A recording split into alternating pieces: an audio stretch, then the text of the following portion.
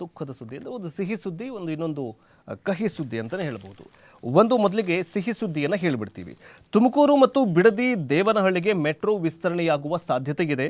So ನೆರೆಯ 3 ಜಿಲ್ಲೆಗಳು ಸೇರಿದಂತೆ ಈಗಾಗಲೇ ನಮ್ಮ ಮೆಟ್ರೋ 8 ಕಾರಿಡಾರ್ಗಳಲ್ಲಿ 197 ಕಿಲೋಮೀಟರ್ ವಿಸ್ತರಿಸುವ ಉದ್ದೇಶದೊಂದಿಗೆ ಬೆಂಗಳೂರು ಮೆಟ್ರೋ ರೈಲು ನಿಗಮ ಕಾರ್ಯಸಾಧ್ಯತಾ ಅಧ್ಯಯನ ನಡೆಸ್ತಾ ಇದ್ದು, ಜುಲೈನಲ್ಲಿ ಸರ್ಕಾರಕ್ಕೆ ಮನವಿಯನ್ನು ಸಲ್ಲಿಸಿ ಅದರ ಬಗ್ಗೆ ಮಾಹಿತಿಯನ್ನು ತೆಗೆದುಕೊಳ್ಳುವ ಸಾಧ್ಯತೆ ಇದೆ ಅಂತ ಹೇಳಲಾಗಿದೆ.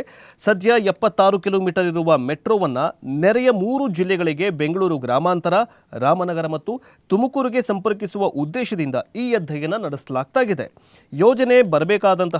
ಯೋಜನೆಗೆ ಬೇಕಾಗಿರುವಂತಹ ಭೂಸ್ವಾಧೀನ ವೆಚ್ಚ, ಟ್ರಾಫಿಕ್, ನಿಲ್ದಾಣ ನಿರ್ಮಾಣ ಸೇರಿದಂತೆ ಹಲವಾರು ಅಂಶಗಳು ಈ ಒಂದು ಅಧ್ಯಯನದಲ್ಲಿ ಮಾಡಲಾಗ್ತಾ ಇದೆ. ಇನ್ನೇನು ಸೇರಿದಂತೆ ಕೆಲವೊಂದಿಷ್ಟು ವರದಿ ಸಲ್ಲಿಕೆ ಬಳಿಕ ಹಣಕಾಸು ಒದಗಿಸುವುದು ಸೇರಿದಂತೆ ಇತರೆ ಅಂತಿಮ ತೀರ್ಮಾನಗಳನ್ನು ಸರ್ಕಾರ ಕೈಗೆತ್ತಿಕೊಳ್ಳಲಿದೆ ಅಂತ ಅಧಿಕಾರಿಗಳು ಹೇಳಿದ್ದಾರೆ.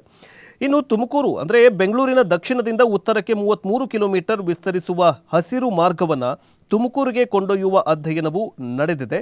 ಈ ಮಾರ್ಗ ಕನಕಪುರ ರಸ್ತೆಯ ರೇಷ್ಮೆ ಸಂಸ್ಥೆಯಿಂದ ಸಿಲ್ಕ್ ಬೋರ್ಡಿಂದ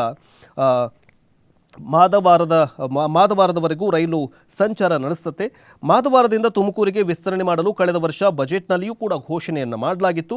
ಪ್ರಾಥಮಿಕವಾಗಿ ಈ ಒಂದು ಮಾರ್ಗದಲ್ಲಿ 19 ನಿಲ್ದಾಣಗಳನ್ನು ಗುರುತು ಮಾಡಲಾಗಿದೆ. ಇನ್ನು ರಾಮನಗರದ ಕಡೆ ಬರೋದಾದರೆ ಪೂರ್ವ ಮತ್ತು ಪಶ್ಚಿಮ ಕಾರಿಡಾರ್ 43.49 ಕಿಲೋಮೀಟರ್ ಉದ್ದದ ನೇರಳೆ ಮಾರ್ಗ ಚಲ್ಲಘಟ್ಟದಿಂದ ವೈಟ್ ಫೀಲ್ಡ್ವರೆಗೆ ಸದ್ಯ ಮಾರ್ಗ ಕಾರ್ಯಾಚರಣೆ ನಡೆಸ್ತಾ ಇದೆ.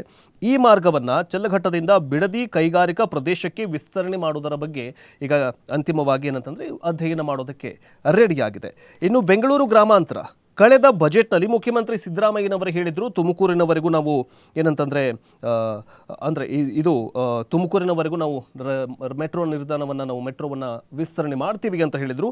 ಅದರಂತೆ ನಿರ್ಮಾಣ ಹಂತದಲ್ಲಿರುವಂತಹ ಅಂತಾರಾಷ್ಟ್ರೀಯ ವಿಮಾನ ನಿಲ್ದಾಣ ಸಂಪರ್ಕಿಸುವಂತಹ ನೀಲಿ ಮಾರ್ಗವನ್ನು ಬೆಂಗಳೂರು ಗ್ರಾಮಾಂತರದ ದೇವನಹಳ್ಳಿಗೆ ವಿಸ್ತರಿಸುವ ಯೋಜನೆ ಕೂಡ ಇದರಲ್ಲಿ ಸೇರ್ಪಡೆಯಾಗ್ತಾ ಇದೆ. ಇದರಿಂದ ಮಾದವಾರ ತುಮಕೂರು, ಚಲ್ಲಘಟ್ಟದಿಂದ ಬಿಡದಿ, ಹೀಗೆ ಸಿಲ್ಕ್ ಬೋರ್ಡ್ ಕೆಲವೊಂದಿಷ್ಟು ಹಾರೋಹಳ್ಳಿ, ಕನಕಪುರದವರೆಗೂ ವಿಸ್ತರಣೆಯಾಗುವ ಸಾಧ್ಯತೆ ಇದೆ.